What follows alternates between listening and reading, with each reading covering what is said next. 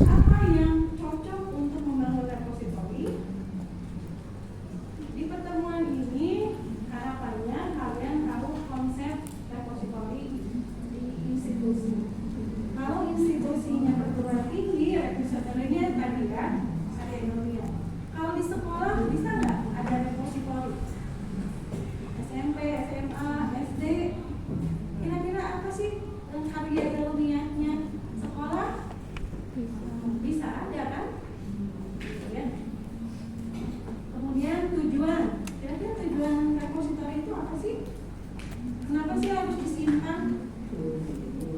Kenapa harus dikhususkan dalam khusus karya ilmiah?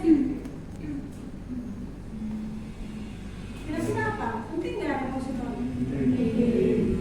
Karena sesuatu yang ilmiah, ilmu itu harus dijaga sampai kayak fakultas kita. Karena ilmu itu menuju peradaban. Kan di fakultas adab kan? Kita menjaga peradaban. Karena itu ada di fakultas yang menjadi penting karena peradaban. Dan itu tadi ya, teknologi yang akan kita gunakan itu nanti ada aplikasi open source yang akan digunakan untuk membangun. Nah, di bidang perpustakaan open source itu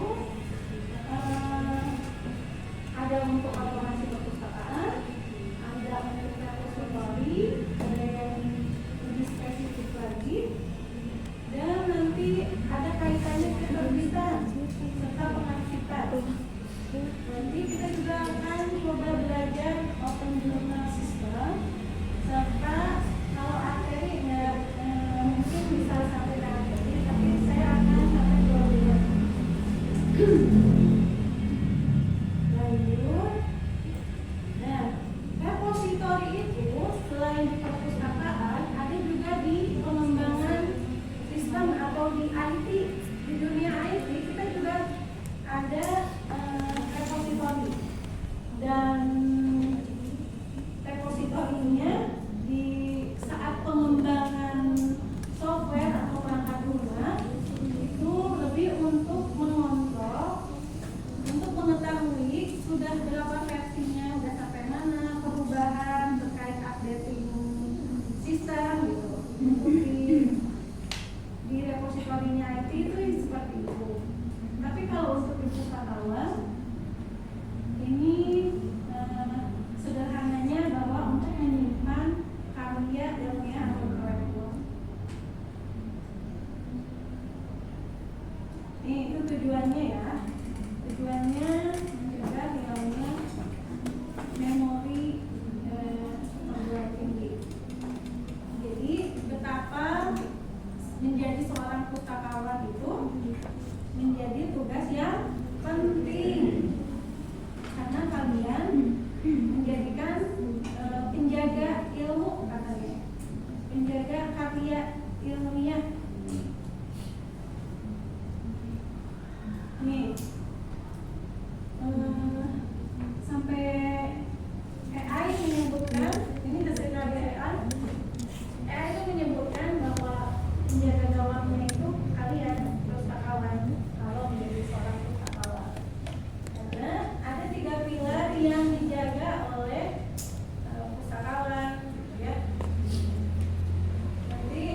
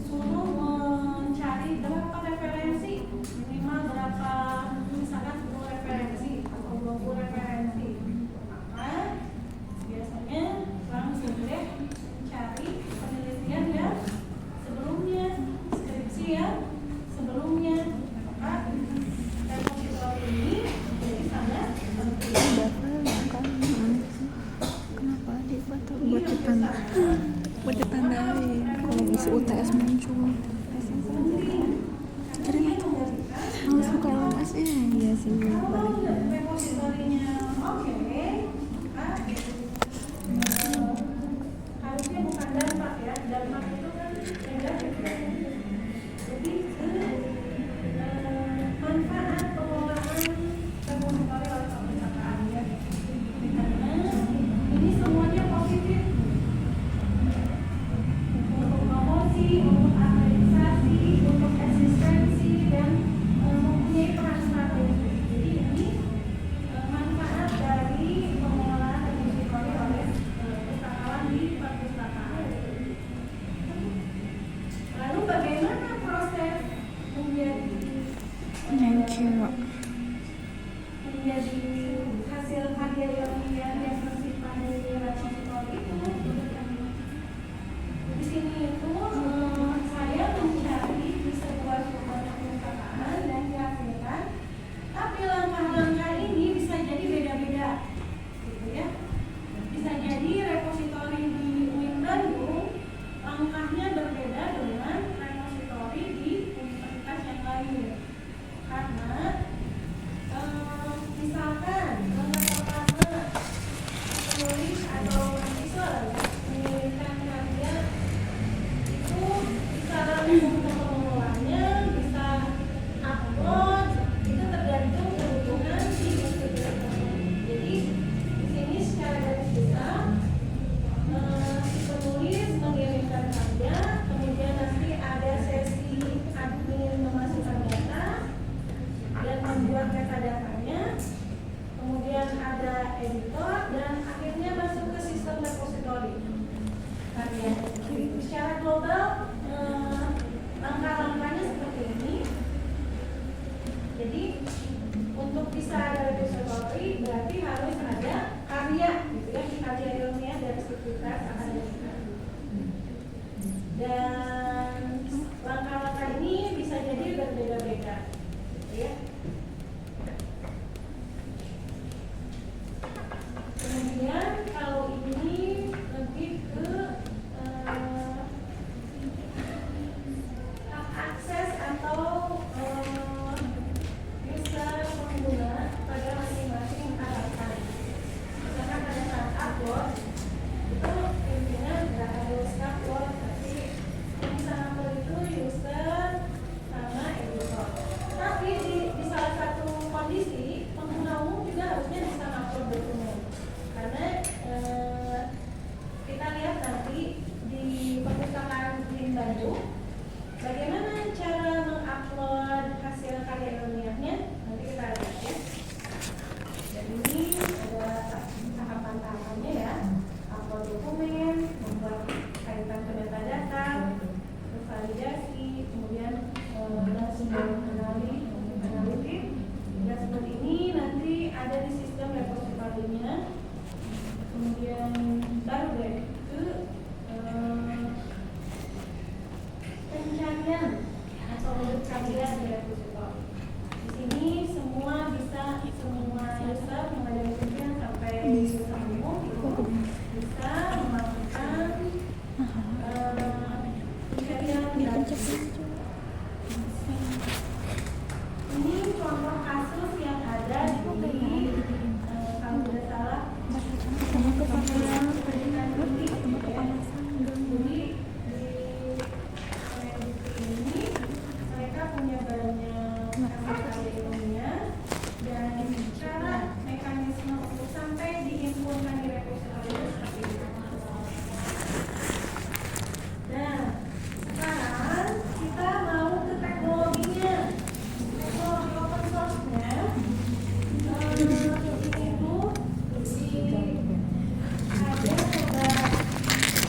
open source Displace dan Active. Di sini, jadi kalau kalian ingin membangun repositori, ada dua open source,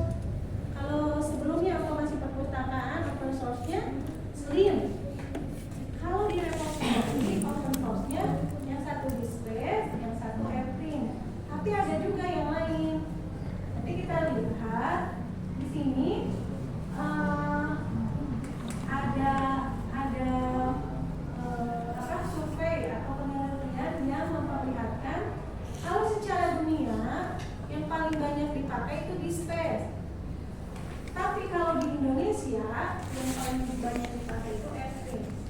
Tapi itu tidak menjadi sebuah hal yang permasalahan, tapi lebih kepada kan kalau selera itu tergantung kebutuhan, ya kan? Saya suka makan ini, kalian suka makan itu, bukan sesuatu yang dikatakan, tapi lebih kepada sesuai dengan kebutuhan kita. Nah, bisa jadi Everin ini lebih cocok untuk digunakan di Indonesia, tapi yang secara dunia bisa jadi lebih menyukai Displace. Tapi kalau misalkan sama-sama repositorinya oke, tidak masalah gitu kayak. Jadi yang paling banyak digunakan Everin untuk Indonesia ya, dan Displace itu sekitar 15%. Di luar ini kayak ITB punya open source sendiri yang dikembangkan oleh ITB. Ada namanya Ganesha Digital Library, itu open source yang bisa digunakan juga oleh yang lain gitu, dengan dikembangkannya oleh ITB. Kemudian ada Universitas Indonesia, itu juga mengembangkan open source sendiri untuk repository. Jadi macam-macam ya. Tapi kita akan coba melihat Displace dan Everin. Nah, ini menu yang ada di Everin biasanya lebih ke ini, koleksi penelitiannya bisa dicari atau dikelompokkan berdasarkan author, tahun, subjek, dan yang lainnya. Itu nanti ada, kita lihat websitenya yang menggunakan Everin dan ya.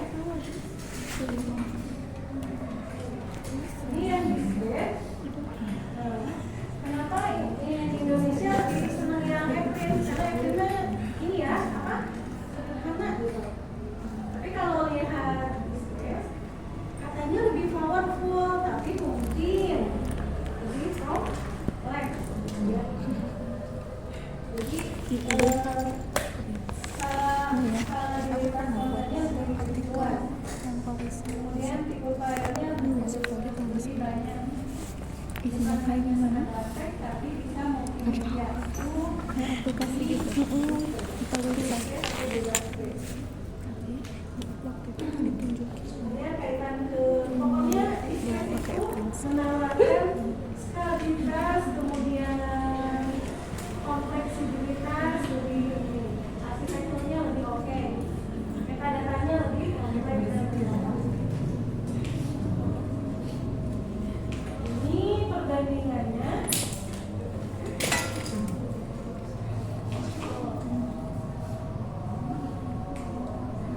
Kenapa Everin lebih banyak dipilih Indonesia? Karena katanya ramah untuk instalasi, lebih mudah rasanya.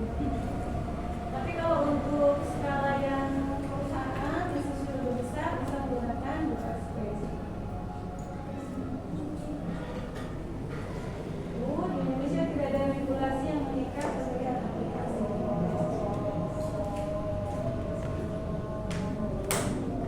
Ini kesimpulannya.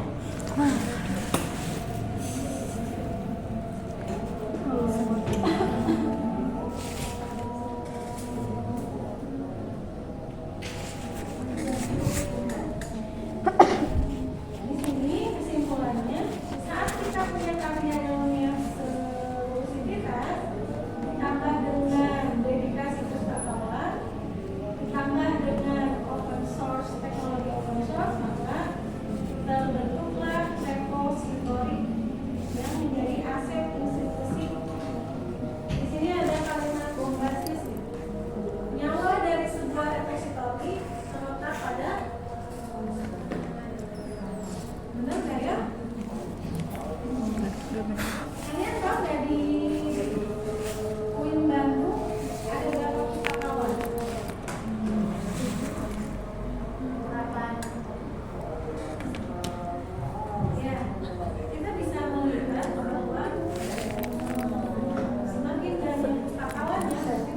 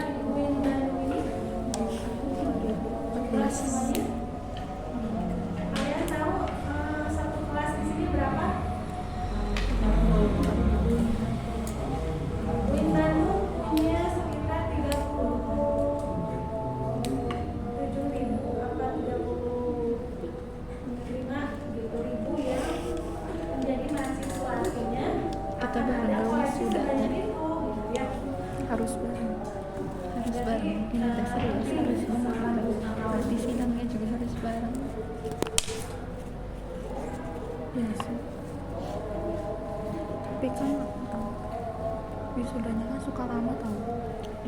Maksudnya nggak, kita udah lulusnya nggak langsung wisuda gitu. Udah sidang skripsi tuh nggak langsung.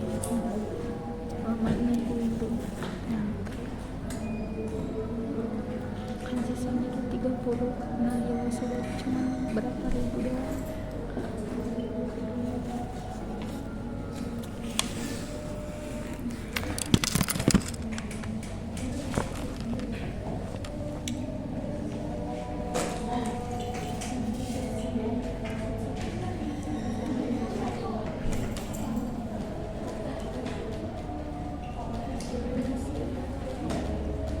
Udah lihat harganya yang kawat dulu gitu. Satunya tuh 10 doang. Jadi kalau dijual itu bisa 30 gitu. 30 ribuan. 30 ya, 40, 50. Cuman kayak cepet rusak gak sih? Yang kayak gini. Itu kayak aku mau lihat untuk kamar yang Jepang. Tapi nggak banyak yang jual ya. Di Indo mah belum ada di Indo.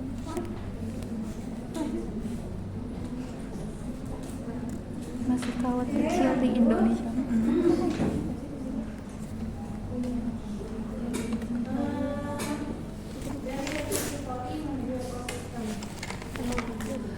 Kalau kita ngobrol ngomongin tentang sistem nantinya, sistem itu saling berhubungan, tidak hanya satu sistem gitu ya.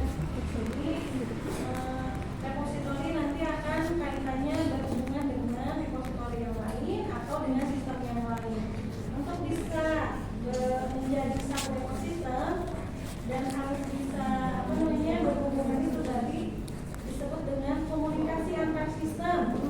Nah, komunikasi antar sistem itu nanti membutuhkan metadata.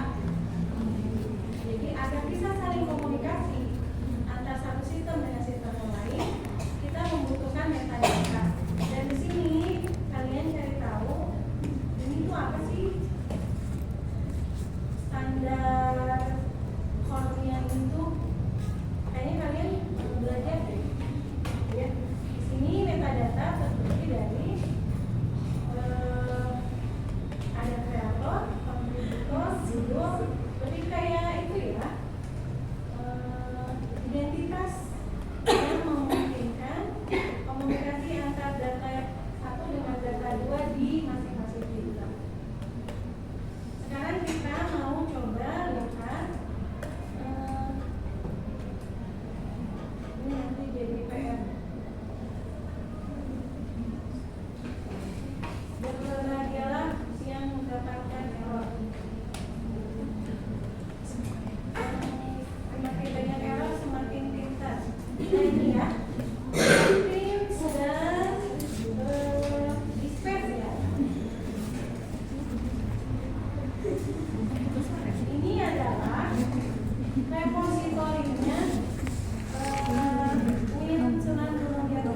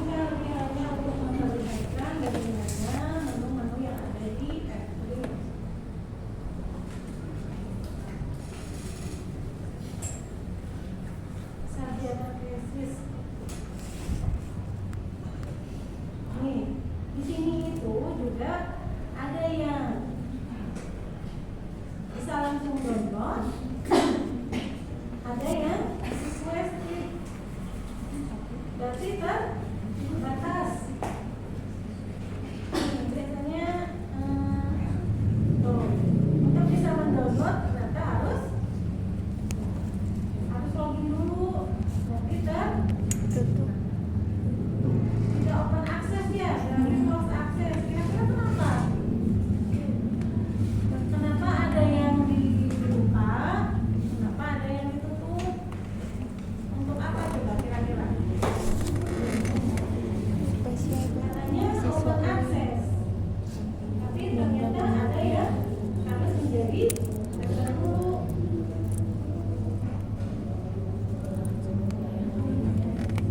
Saya coba ini advance ya. Sekarang kita coba lihat space.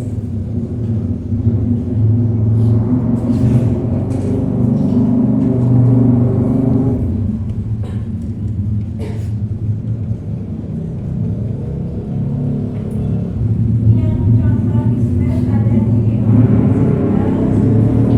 Islam, Indonesia. Ini ada di mana? Uji ada di. Saya tahu uji di mana?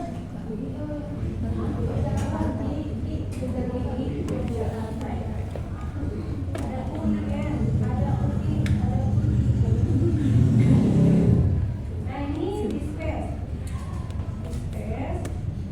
Sama sebetulnya di sini ada browse-nya. Bisa berdasarkan tanggal, tahun, kemudian waktu yang baik tahu. Ini ada penulis, ada guru, ada subjek, ya. Dan ini ada penulisnya, subjeknya bisa di-setting. Ini ada sekitar 1, 2, 3, Bilang. 4, Munculnya tiap hari. Oh iya, cuma ini tiap hari. tergantung Sinetron. Nah, saya ingin menampilkan 10, saya ingin menampilkan 5, saya tidak ingin menampilkan ya. Searching Ini judulnya. kalau dilihat secara kasat mata, biasa itu menyimpan versi gitu ya. Ini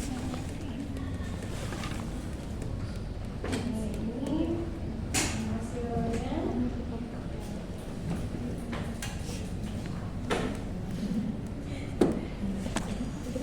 Nah, ini request jadi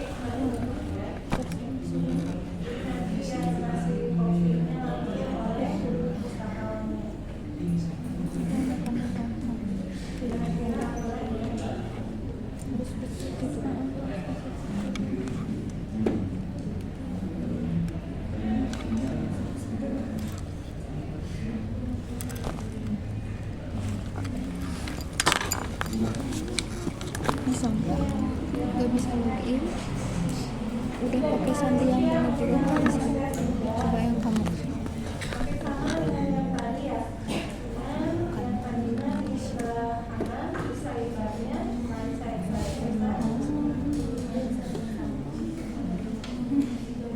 Nah, sekarang saya mau lihat yang ini bukan space, bukan. nah nggak tahu.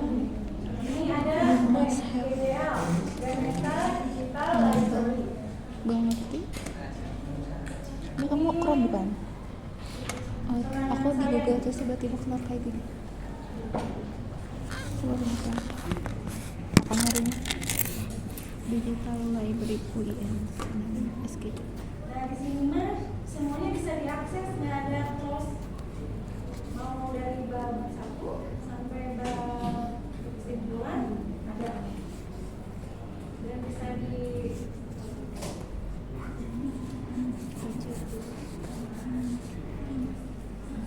Iya ya.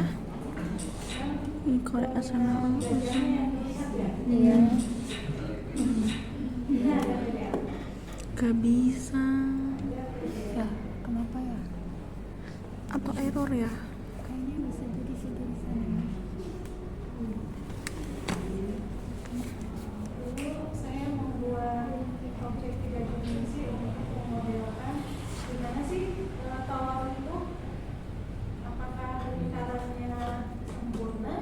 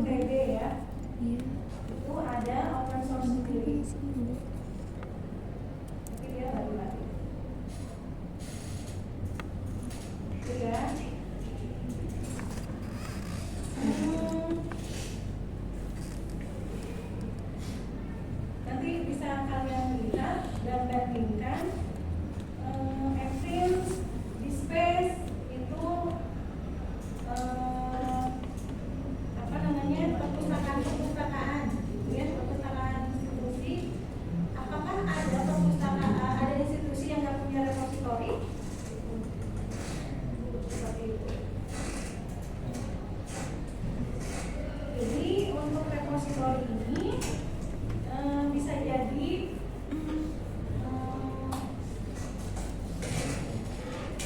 agak susah menginstalnya karena tidak menggunakan sistem operasi Windows.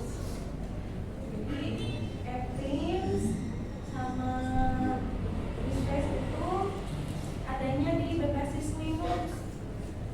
Jadi saya belum nyoba, tapi harus belajar gimana cara menghadirkan repository. Menginstalnya tadi ada, kalau Eclipse itu bahasanya Perl, kalau Displace itu bahasa pemrogramannya Java, gitu ya. Dan tapi di YouTube itu banyak sekali panduan menginstal. Di sini kita akan fokus ke Slim Website, ke Slim sampai yang sudah oh ya, kira-kira Slim apakah bisa membuat repository? Enggak, kan ada kisi-kisinya kemarin. Bisa dijadikan alat untuk membuat repository? Enggak. Bisa. Kenapa? Oh, yang waktu itu yang kata ibu. Kalau Ya, yang mungkin sebagian Slim semua. bibliografi itu Yang ada di kita PCP gitu. bisa mengupload PDF ya. Yang kebagian bibliografi itu kita bisa mengupload PDF, artinya bisa menjadi sarana untuk membangun repository. Kalau Eclipse dan Displace itu sebagai pembanding bahwa ada yang open source yang digunakan untuk repository. Ternyata Slim juga bisa membuat repository. Jadi satu Slim bisa operasi library, bisa repository. Kita lihat nanti ya seperti apa kalau Slim bisa digunakan untuk membangun repository. Oke, untuk pertemuan selanjutnya kita akan UTS. Ada lipstick nggak di UTS-nya ada di bagian kanan selalu emang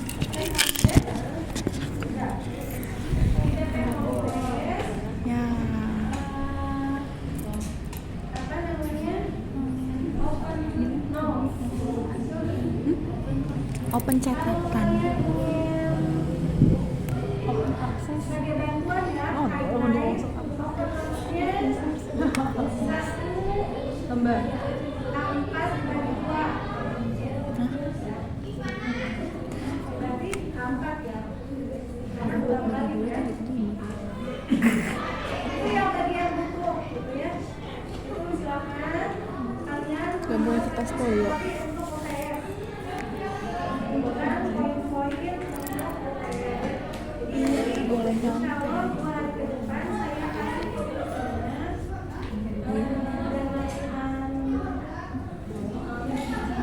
jadi boleh bawa satu lembar masih satu lembar AVS iya bolak balik jadi kalian harus bawa ya kalau bawa satu lembar AVS silakan ya. kan open Kalau di untuk kuliah yang lain sudah ada tes. jadi saya intek kan sini saya intek bisa intek oh iya ya kan kalau di sini juga gitu jadi yang bisa intek banyak